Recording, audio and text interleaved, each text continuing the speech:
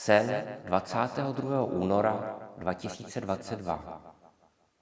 Byl jsem svojí maminkou v roce 1952, možná proto, že v této době obdivovala sochy světců, nebo že ta doba byla temná.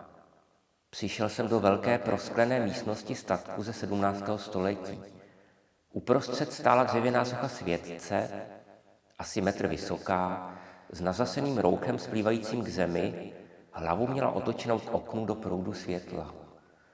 Obešel jsem neznámého svatého, abych se mu podíval do tváře, a místo ní jsem uviděl černou lebku s kudrnami vlasů. Sjel jsem pohledem po jeho pravé ruce, v níž držel malou světlou sošku ze slonové kosti, která se stila a měla bílou lebku místo hlavy. Útlá soška držela v levé ruce malé černé miminko na své hrudi. Jeho hlavička byla rovněž černá lebka. Náhle jsem se ocitl u Karlova mostu před staroměstskou věží.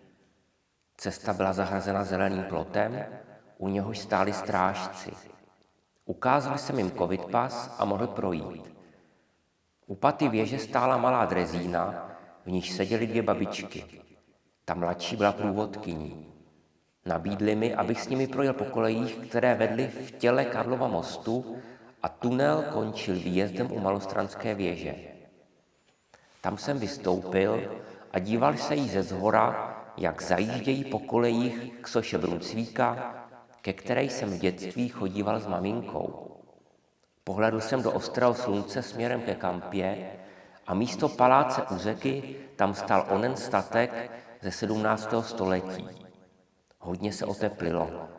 Liboval jsem si, že na konec února je již jako v létě a můj stín na dlažbě naznačoval, že mi je 25 let podobně jako mamince v počátku tohoto snu a že jsem teprve skončil školu a čeká mne rozlet do života. Karlův most byl však podivuhodně prázdný, plný 3metrového rákosí s tlustými stvoly, po kterých klouzalo sluneční světlo k zemi.